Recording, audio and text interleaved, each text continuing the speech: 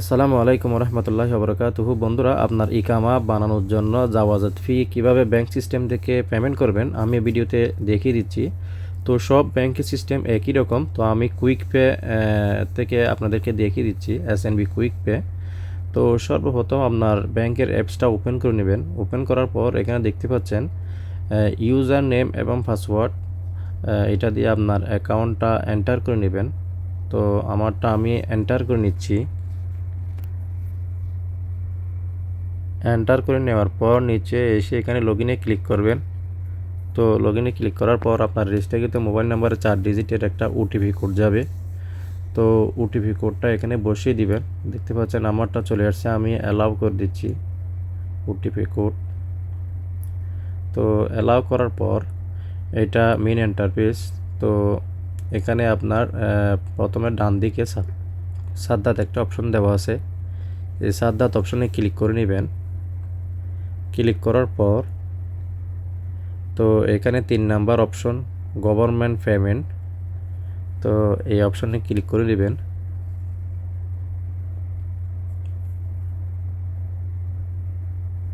তো বন্ধুরা, ক্লিক করার পর নেক্সট পেজ ওপেন হবে।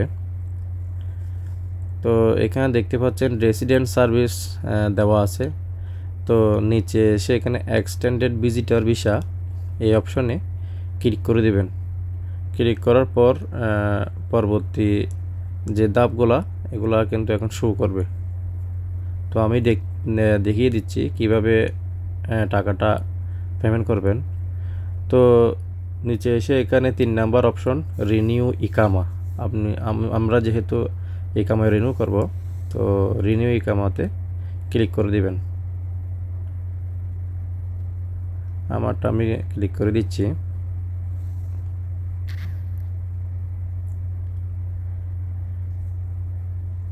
তো বন্ধুরা দেখতে পাচ্ছেন পরবর্তী ধাপগুলো এসে গেছে। এরপর হচ্ছে ইকামা আইডি, অর্থাৎ আপনার ইকামা নাম্বারটা এখানে বসিয়ে দিবেন। আমারটা আমি বসিয়ে দিচ্ছি। বসানোর পরে নিচে ইকামা ডিউরেশন ইন মান্থস, আপনি কত মাসের জন্য ইকামার টাকাটা পেমেন্ট করবেন। এখানে 3 মাস থেকে 6 মাস, 9 মাস, 12 মাস, 18 মাস, 1 বছর বা 2 বছর বা 3 বছর এরকম মাস এখানে অলরেডি দেওয়া আছে। দেখতে পাচ্ছেন, আমি এক এক করে আপনাদেরকে দেখাচ্ছি। আপনার কবিলের সাথে কথা বলে আপনি কত মাসের জন্য ইকামা আপনি বানাবেন এখান থেকে আপনি সিলেক্ট করবেন। সিলেক্ট করলে ওই ইকামার ওই মাসের যতগুলো মাস আপনি সিলেক্ট করবেন অত মাসের টাকা এখানে শো করবে। দেখতে পাচ্ছেন এখানে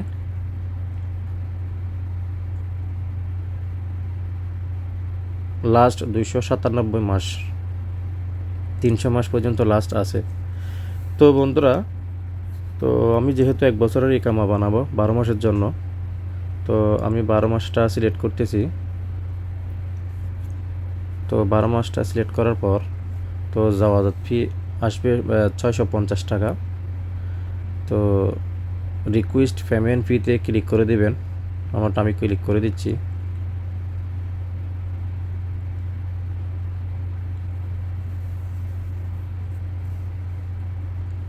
তো এখন দেখতে পাবেন জাওয়াজাত ফি টাকা কত টাকা শো করে।